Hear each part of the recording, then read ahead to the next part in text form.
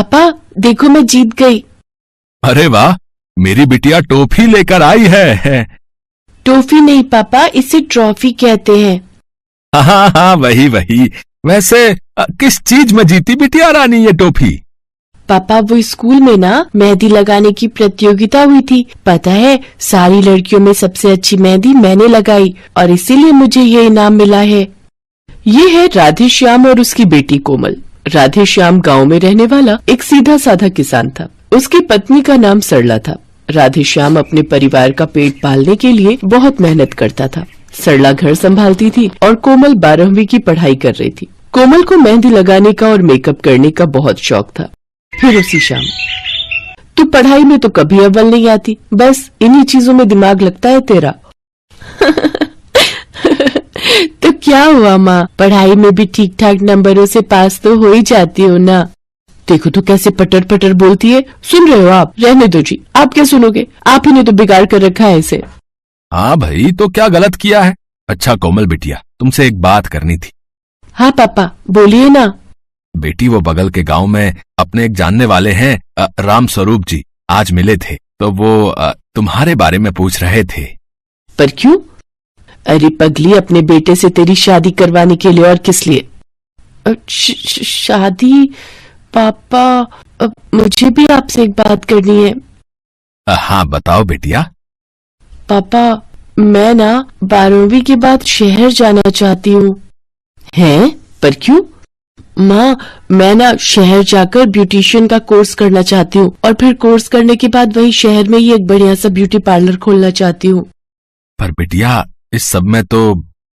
हाँ पापा, इस सब में बहुत खर्चा होगा, लेकिन पापा मैं आपसे वादा करती हूँ कि मैं पूरी मेहनत से काम सीखूंगी और फिर खूब पैसे कमाऊंगी। अरे पर तुझे शहर भेजने के लिए पैसे आएंगे कहाँ से? अब इंतजाम हो जाएगा। अगर कोमल जाना चाहती है तो उसे जाने दो, मैं कुछ इंतजाम कर ही लूंगा। राधे श्याम से मंजूरी मिलने से कोमल बहुत खुश थी। उधर रात को सरला ने राधे श्याम से पूछा, आपने कोमल से झूठ क्यों कहा? मैंने कब झूठ कहा? आपने कहा ना कि पैसों का इंतजाम हो जाएगा, पर कैसे? इतने पैसे कहाँ हैं हमारे पास? अरे तुम चिंता मत करो, भगवान की दया से इस बार फसल ठीक ठाक हुई है, और अगर कुछ कमी रह गई तो साहूकार जी से कुछ पैसे उधार ले लूंगा, फिर चुकाता रहूंगा आराम से। और क्या आराम से? वो लाला खाल खींच लेता है, भूल गए क्या? देखो सरला, पहली बार तो कोमल ने कुछ मांगा है और मुझे अपनी बेटी पर पूरा भरोसा है। तुम देखना, एक दिन वो तुम्हारा, मेरा और इस रामपुरा का नाम रोशन करेगी। हाँ। कुछ दिन बाद ही कोमल का 12वीं का रिजल्ट आया और वो अच्छे नंबरों से पास हो गई। फिर उसने शहर में एक अच्छे इंस्टीट्यूट में ब्यूटिशियन के कोर्स के लिए एडमिशन ले लिया। राधे श्याम ने अपनी पूरी फसल बेचकर और कुछ पैसे उधार लेकर सारा इंतजाम किया। कोमल अपना सपना साकार होते देख बहुत खुश थी, तो उसे खुश देखकर राधे श्याम और सरला भी खुश थे। अच्छा पापा, चलती हूँ, अपना ख्याल रखना, और माँ तुम भी।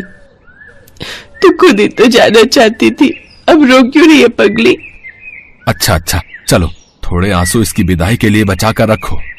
इसके बाद कोमल शहर चली गई और खूब मन से ब्यूटिशियन का कोर्स करने लगी। वो समझती थी कि उसके पिता ने उसके लिए कितनी मेहनत की है, इसीलिए वो भी बिना किसी लापरवाही के सब कुछ सीखने लगी। इंस्टीट्यूट में चाहे कोई एग्जाम हो या फिर कोई कंपटीशन, पहले नंबर पर हमेशा कोमल ही होती थी।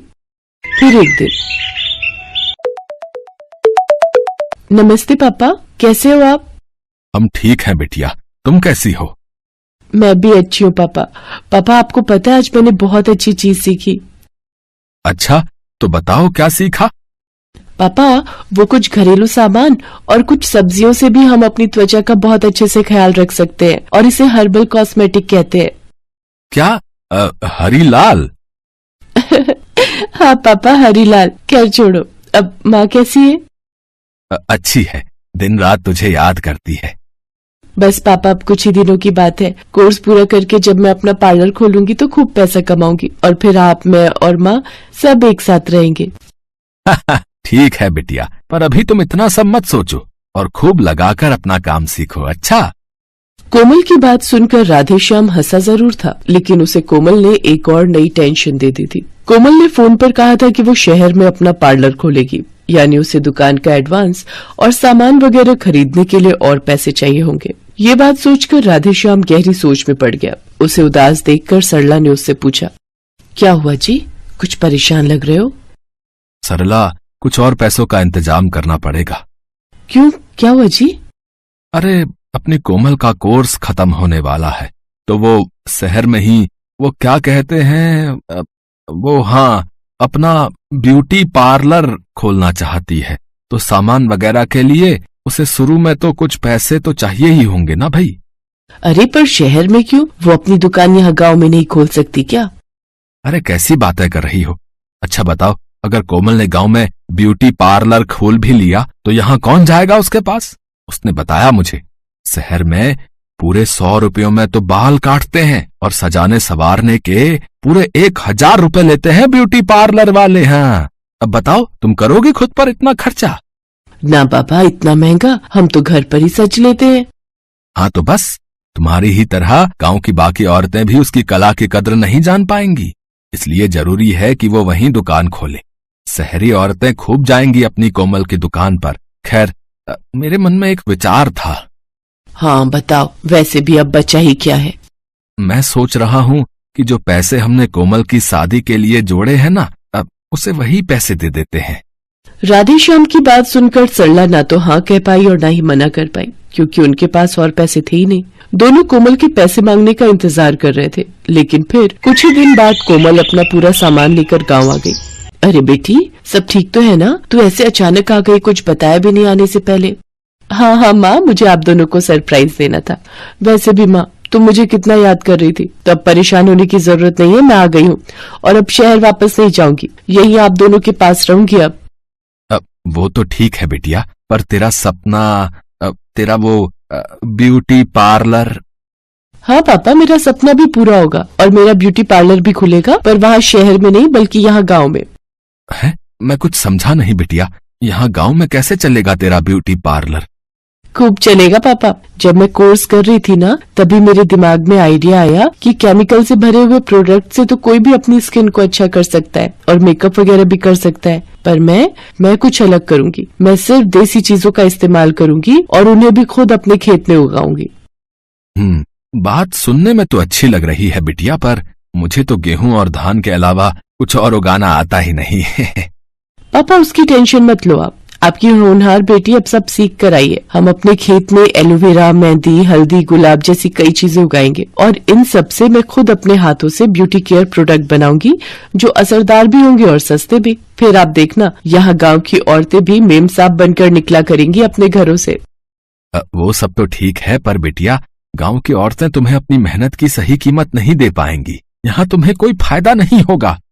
अरे, तो ये किसने कहा कि जरूरतें सिर्फ शहरों में ही पूरी होती हैं? अगर अच्छी चीजों के लिए गांव के लोग शहर जा सकते हैं, तो शहर के लोग गांव भी आ सकते हैं पापा। बस जरूरत ये है कि हम वाकई लोगों को वो क्वालिटी और सर्विस दें, जिससे लोग सीधे हमारे पास ही आए। और वैसे भी अपना गांव शहर से बहुत ज्यादा दूर नहीं है पापा। अगर मैंने जो सोचा है वो ठीक से कर पाई तो आप देखना, यहाँ गांव में ही क्या करके दिखाऊंगी। अगले ही दिन से कोमल और राधेश्याम जी जान से अपने खेत में जुट गए। कुछ ही दिनों में उनके खेत में हर वो चीज मौजूद थी जो स्किन केयर या मेकअप के काम आ सकती थी। कोमल ने अपनी शादी के लिए जोड़े गए पैसों से अपने घर को एक पार्लर का लुक दिया, जहाँ लोगों को वेटिंग में बैठने के लिए कुर्सी नहीं बल्कि खाट दी गई थी। गांव की औरतों को कोमल का ग्राहक बनने में समय नहीं लगा, लेकिन कमाल की बात ये थी कि हर्बल पार्लर की खबर सुनते ही शहर से भी बड़ी तादाद में लड़कियां और औरतें रामपुरा गांव आने लगी, जिससे कुछ ही समय में कोमल की अच्छी खासी कमाई शुरू हो गई और बहुत तेजी से सब कुछ बदलने लगा।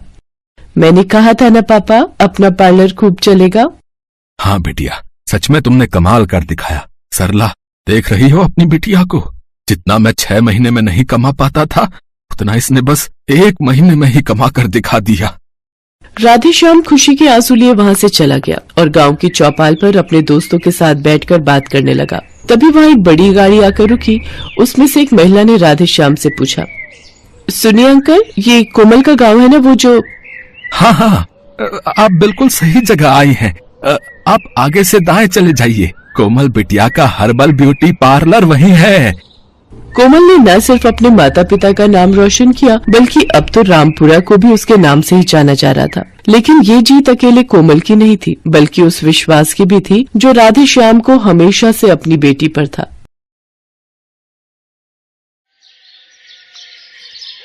दिव्या बेटा, बुआ जी, मौसी और सभी रिश्तेदारों को सामने वाले हॉल में ही भेज दो। भावना आ गई है, वो वहीं सबका मेकअप कर देगी।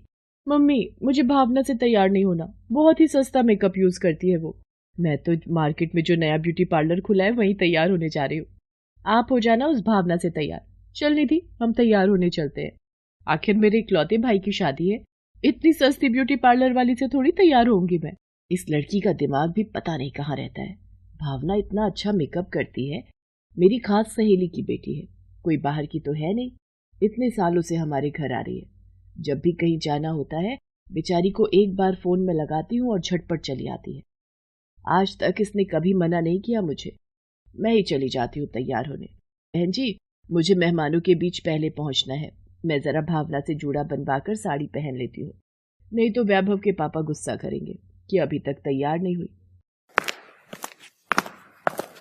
भावना बेटा, एक काम कर, तू पहले मुझे ही तैयार कर दे, बाकी सब रिश्तेदारों को एक एक कर तैयार कर देना।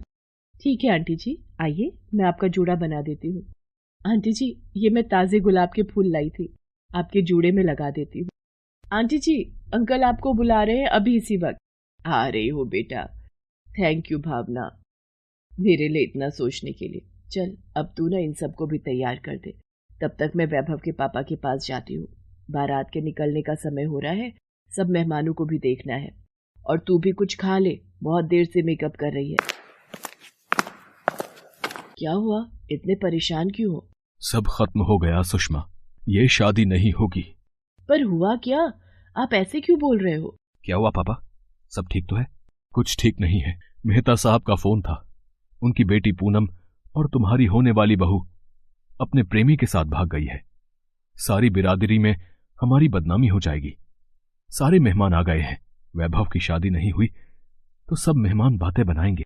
वैभव की शादी होगी और आज ही होगी। मेरी नजर में एक बहुत ही सुशील और समझदार लड़की है। मैंने एक बार पहले भी उसके बारे में जिक्र किया था, पर वैभव को पूनम पसंद थी, इसलिए मैं चुप हो गई। तुम कहीं भावना की बात तो नहीं कर रही? तुम्हारी सहेली की बेटी जो ब्यूटी पार्लर का काम करती है। माँ, तुम भावना के साथ मेरी शादी के बारे में सोच रही हो? वो भावना जो हॉल में सब रिश्तेदारों का मेकअप कर रही है। माँ, मैं ये शादी हरगिज नहीं करूंगा। भावना में कमी क्या है? उसकी माँ मेरी बचपन की दोस्त है। भावना भले ही हमारे जैसी अमीर नहीं, पर दिल की बहुत अच्छी है, और हमारे पास इस बदनामी से बचने का कोई दूसरा रास्ता नहीं है। वैभव, तुम्हारी माँ शायद ठीक कह रही है, तुम्हें भावना से शादी कर लेनी चाहिए। मैंने सुजाता को शादी में बुलाया था, वो पहुंचने वाली होगी। भावना तो यही है, मैं उसे एक अच्छा सा शादी का जोड़ा देकर तैयार होने के लिए कहती हूँ। वो बहुत अच्छी है, मेरी बात मान जाएगी। सुषमा भावना के मम्मी पापा और भावना से सारी बात करती है। वैभव भी बड़ी मुश्किल से इस शादी के लिए तैयार होता है और भावना की शादी वैभव से हो जाती है। सब कुछ अचानक हुआ तो सब कुछ संभलने में वक्त तो लगना ही था। मम्मी, आपने इस भावना की शादी भैया से करवा तो दी, पर मैं इसे अपनी भाभी कभी नहीं मानूंगी, और भैया भी इस लड़की से शादी करके खुश नहीं है। दिव्या गुस्से में पैर पटकती हुई चली जाती है। वैभव भी भावना से शादी होने पर गुस्से में था। तुम इस गलत फहमी में मत रहना कि मैं तुम्हें अपनी पत्नी मान लूंगा। तुम्हें मम्मी शादी करके लाई है, बस उन्हीं से मतलब रखो। मेरे से बात संभालने की कोशिश भी मत करना। भावना, तुम चिंता मत करो, धीरे धीरे सब ठीक हो जाएगा। पर आज तुमने हमारे घर की इज्जत रख ली, इसके लिए तुम्हारा बहुत बड़ा शुक्रिया। भावना सब कुछ हालातों की मजबूरी समझकर चुप हो जाती है। सुषमा भावना को बहुत प्यार करती थी। भावना इसी बात से बहुत खुश थी। मम्मी जी, मैं ब्यूटी पार्लर के लिए निकलती हूँ, कुछ दिनों से पार्लर बंद है तो सभी के फोन आ रहे हैं। हाँ हाँ भावना बहू, काम तो पहले जरूरी है, तुम समय पर जाओ। और हाँ, ये मैंने तुम्हारे लिए आलू के पराठे बना दिए थे, तुमने नाश्ता भी नहीं किया तो ये खा ले। मम्मी जी, आप बहुत अच्छे हो, मैंने जरूर कोई पुण्य कर्म किए होंगे जो आप जैसी माँ समान सास मुझे मिली। मेरी बहू भी तो अच्छी है। चल अब जल्दी से ब्यूटी पार्लर पहुंच, कस्टमर इंतजार कर रहे होंगे। इतना घटिया ब्यूटी पार्लर है, सारा दिन मक्खियां मारती होगी और दिखा तो ऐसे रही है जैसे बहुत बड़ा ब्यूटी पार्लर चलाती हो। दिव्या, भावना अब तुम्हारी भाभी है, उसके लिए तमीज से बात करो। भावना ब्यूटी पार्लर आ जाती है। वैभव के ऑफिस में भी सबको पता चल जाता है कि वैभव की शादी एक ब्यूटी पार्लर वाली लड़की से हुई है। कुछ दिन बीत जाते हैं, सब कुछ ऐसे ही चल रहा था। एक दिन वैभव के ऑफिस की छुट्टी होती है, तभी वैभव के बॉस का फोन आता है। जी सर, गुड इवनिंग। वैभव, तुम्हारी एक हेल्प चाहिए थी। मेरी हेल्प सर? सब ठीक तो है? वैभव, मतलब हेल्प मुझे नहीं, मेरी मिसेस को चाहिए थी। वो आज ट्यूसडे है और बाजार बंद है। मेरी वाइफ ने जिस पार्लर में बुकिंग की थी वो आज क्लोज है। उस पार्लर वाली को कहीं बाहर जाना पड़ा। अब आसपास के भी पार्लर बंद हैं। हमें नजदीकी रिश्तेदारों में आज फंक्शन में जाना है और मेरी वाइफ को साड़ी बांधनी नहीं आती है। मुझे पता चला था कि तुम्हारी वाइफ का ब्यूटी पार्लर है। अगर वो मेरी वाइफ की मदद कर देती है, मतलब तुम्हें कोई परेशानी ना हो तो। अब नहीं सर, आप कैसी बातें कर रहे हैं? भावना को कोई परेशानी नहीं होगी। ठीक है, तो मैं एक काम करता हूँ, अपनी वाइफ को गाड़ी में तुम्हारे घर भेज देता हूँ। सर, मैं खुद भावना को आपके घर ले आता हूँ, आप परेशान मत होइए। ओह, फिर तो बहुत अच्छी बात हो जाएगी। ठीक है, तुम मेरे घर ही आ जाओ। मैंने भावना को इतना गलत बोला है, अब उसे किस मुंह से कहूं कि वो बॉस की वाइफ को तैयार करने के लिए मेरे साथ इनके घर चले। मैंने सब सुन लिया है, आप परेशान मत हो, मैं आपके साथ चलती हूँ। मुझे 2 मिनट बस मेकअप किट रखना है। वैभव भावना को लेकर अपने बॉस के घर जाता है। भावना वहां जाकर बॉस की पत्नी को रेडी कर देती है। भावना, तुम तो बहुत सुंदर मेकअप करती हो। मैं तो अब तुम्हारी परमानेंट क्लाइंट बन गई हूँ। Thank you so much. मेरे लिए बहुत खुशी की बात है कि मैं आपके काम आ सकी। वैभव सचमुच अपने व्यवहार के लिए शर्मिंदा था। वो भावना से सॉरी बोलता है। सॉरी भावना, मैंने तुमसे बहुत गलत व्यवहार किया। नहीं नहीं, आपको मुझे सॉरी कहने की कोई जरूरत नहीं है।